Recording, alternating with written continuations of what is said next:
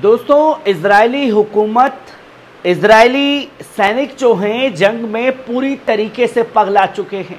उनके पागलपने की तस्वीर तो बहुत सारी लगातार सामने आ रही है और बीती रात को क्या कुछ कांड इजराइल के जरिए किए गए हैं उसे एक एक कर इस रिपोर्ट में आप लोगों के सामने रखूंगा, जहां हम बात करेंगे कि इजराइल ने किस तरीके से सीरिया के दमिश्क में ईरानी दूतावास के पास में बमबारी की, जिसमें हम बात करेंगे कि कैसे लेबनान में यह बताने की कोशिश की और एक फेक प्रोपेगेंडा चलाया गया लेबनान के लिए, जिसमें हम बात करेंगे कि मस्जिद अल अक्सा में किस तरीके से यहूदियों ने अपने कमीनेपन की हर एक प्रकाष्ठा को पार किया है। वो तमाम तस्वीरें लोगों के सामने हैं और रात भर आईडीएफ से बेंजामिन नेतन्याहू की मीटिंग चलना एक बड़े संकेत कहीं ना कहीं जंग में देती हुई दिखाई दे रही है। हर एक रिपोर्ट को आप लोगों के सामने रखूंगा, पर सबसे पहले अपील कि पल पल न्यूज को सब्सक्राइब कीजिए, बेल आइकॉन दबाइए, वीडियो को ज्यादा से ज्यादा शेयर कीजिए, लाइक कीजिए, कमेंट कीजिए और सच्ची पत्रकारिता को बचाने के लिए चैनल को ज्वाइन कीजिए। जी हां दोस्तों, लगातार इजराइल की तरफ से कुछ ऐसी गतिविधियों को अंजाम दिया जा रहा है जिस पर बार बार सवाल खड़ा हो रहा है। जहां आप पहली खबर देख सकते हैं कि इजराइल का फेक प्रोपेगेंडा, पहले इस वीडियो पर नजर डालिए।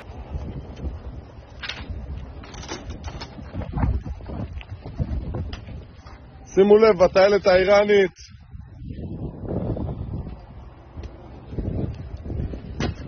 מול אביבים. दोस्तों, आपने देखा कि इजराइल के अल रस दक्षिण लेबनान में इजरायली झंडा लहराने की प्रोपेगेंडा मुहिम का पूरी तरह से पर्दाफाश हो गया है। मरोन अल रस एक ऐसा इलाका है जहां इजरायली अफवाज को भारी जानी नुकसान झेलना पड़ा है, जिसकी वजह से इजराइल के कई सिपाही मारे गए और घायल भी हुए हैं। इस दावे को महज प्रोपेगेंडा माना जा रहा है। इसकी असलियत यह है कि इजरायली झंडा वास्तव में मरोन अल रस के अंदर नहीं बल्कि सरहद के नजदीक एक सार्वजनिक पार में लहराया गया था, जिसमें इजरायली अफवाज ने यह काम यूएनफिल यानी कि यूनाइटेड नेशन इंटरफोर्स की लेबनान की हिफाजत वाली दीवार के पीछे छिपकर किया गया है, जहां इजरायली फौजें कई बार मरोन अल रस में दाखिल होने की कोशिश कर चुकी है मगर हर बार नाकाम रही है। एक बार इस वीडियो ने दुनिया के सामने दिखाने की कोशिश की आईडीएफ ने कि हमने लेबनान पर कब्जा कर लिया है।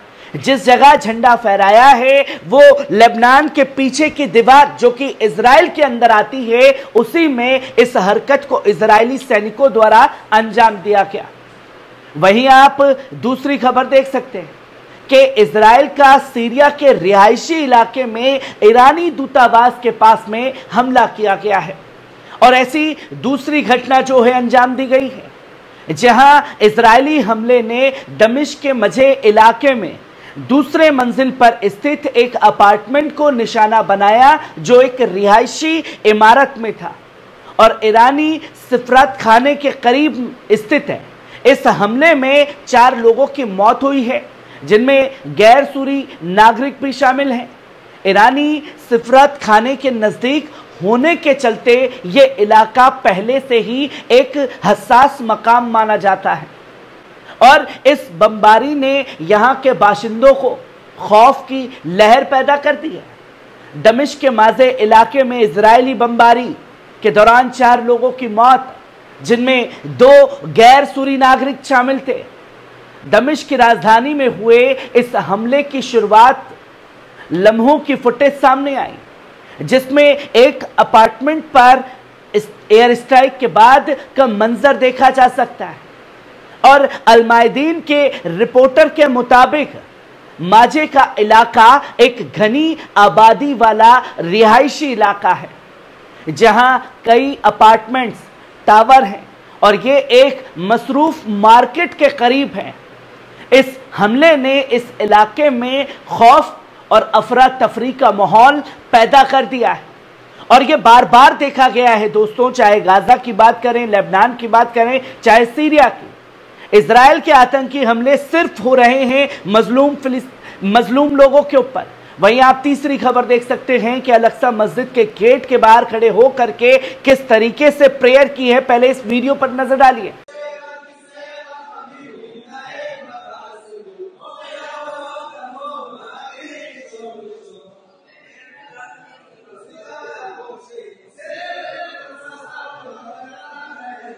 तो दोस्तों, आपने देखा कि अल-अक्सा मस्जिद के एक दरवाजे बाब अल कतानी पर तालमुदी रसूमात अदा की गई है। बाब अल कतानिन अल-अक्सा मस्जिद के पुराने शहर की तरफ खुलने वाले दरवाजे में से एक है और इस जगह पर इजरायली बस्तियों के लोगों द्वारा धार्मिक रस्मों का अदा किया जाना फिलिस्तीनी मुसलमानों के लिए बेहद हसास का मसला है, जो कि बार बार उकसाने की घटना हो रही है। अल-अक्सा मस्जिद का इलाका पहले से ही सियासी और मजहबी तनाज़ों का मरकज रहा है और ऐसी हरकतें वहां के हालात को और ज्यादा पेचीदा कर देती हैं, जो कि इस वीडियो में सामने आया है कि कैसे मस्जिद अल-अक्सा के गेट पर घुस करके इस तरीके की हरकतों को यहूदियों द्वारा अंजाम दिया गया है, जिसने पूरे उम्मत के मुसलमानों को ललकारा है। तो वहीं आप चौथी खबर देख सकते हैं कि ईरान के हमले से इजरायली कैबिनेट में दो फाड़ हो गई है दोस्तों। जी हां दोस्तों, इजरायली कैबिनेट में इस वक्त एक संगीन तनाज़ा चल रहा है। वजीर आजम बेंजामिन नेतन्याहू ने वजीर दिफा योव गैलेंट को वॉशिंगटन का दौरा करने से रोक दिया है, क्योंकि कहीं से कोई भी मिसाइल आकर के बरस रही है, जब तक कि उन्हें अमेरिकी सदर जो बाइडेन से फोन कॉल पर बात नहीं हो जाती, जहां उन्होंने ये कहा कि गुरुवार को योव गैलेंट का एक दौरा मंसूबा था और लेकिन नेतन्याहू ने इस दौरे की मंजूरी देने से ही इनकार कर दिया। ऐसे में नेतन्याहू की यह शर्त है कि बाइडेन से उनकी बातचीत होने तक और इजरायली कैबिनेट ईरान के मिसाइल हमले पर जवाबी कार्रवाई की तस्दीक करने का तक गैलेंट को वॉशिंगटन नहीं जाना चाहिए। यह वाकया इजराइल की आंतरिक सियासी हालात में बढ़ती खींचतानी और नेतन्याहू सरकार के अमेरिका के साथ ताल्लुकात में मौजूद तनाव को जाहिर करता है। यह दिखाता है कि किस कदर नेतन्याहू हताश और परेशान है। वहीं आप पांचवी खबर देख सकते हैं कि रात भर नेतन्याहू की आईडीएफ के लोगों के साथ में बैठकें चली हैं, जहां इजरायली वजीर आजम बेंजामिन नेतन्याहू इस वक्त तेल अवीव में आईडीएफ हेडक्वार्टर्स में कई वुज़रा और दिफाई हुक्काम के साथ अहम सिक्योरिटी मशवरत कर रहे हैं, जहां मौजूदा हालात में ईरान पर हमले का खतरा नजदीक दिखाई दे रहा है। कैसे स्ट्रेटेजी बनाई जाए, कहां हमला किया जाए। इस मीटिंग के दौरान नेतन्याहू ईरान के हालिया मिसाइल हमलों के जवाब पर गहरी गुफ्तगू भी कर रहे हैं। ये बैठक और हालात इस बात की तरफ इशारा कर रहे हैं कि इस्राइल ईरान के खिलाफ किसी बड़ी दिफाई कार्रवाई की तैयारी में जुटा हुआ है, जो मुमकिन तौर पर बहुत जल्द शुरू हो सकती है और ईरान इजराइल के बीच बढ़ते तनाज़ात ने पूरे इलाके में सिक्योरिटी की सूरत हाल को नाजुक बना दिया है और अभी तक हमला नहीं कर पाए हैं। वहीं हिजबुल्लाह से ढेर हुए सैनिकों को ले जाने में लगे हुए हैं हेलीकॉप्टर। पहले इस वीडियो पर नजर डालिए।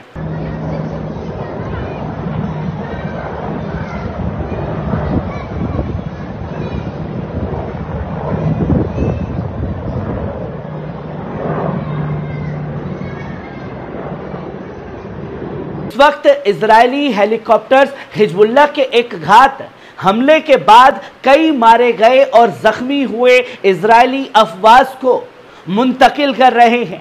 हिजबुल्लाह के इस हमले में इजरायली अफवाज को भारी नुकसान भी पहुंचा हुआ है और इजरायली हेलीकॉप्टर्स जख्मी सिपाहियों को जंगी मैदान से निकालने का लगातार काम कर रहे हैं। यह हमला दोनों जानिब के दरमियान बढ़ते हुए तनाज़ात और झड़पों की ताज़ा मिसाल भी है और ऐसे में इजरायली फौज के लिए एक बड़ा झटका भी साबित हो रहा है, क्योंकि यहां लगातार नुकसान उठाना पड़ रहा है मिलिट्री बेसिस पर। जहां दावे तो किए जा रहे थे कि लेबनान में घुसे हैं, लेबनान में किस जगह घुसे खुद इजरायली सैनिकों को नहीं पता, पर जिस जगह घुसे हिजबुल्लाह को पता चला और देखते ही फौरन उन्हें ढेर करने का काम भी किया जा रहा है, जिसकी हर एक तस्वीर सामने आ रही है।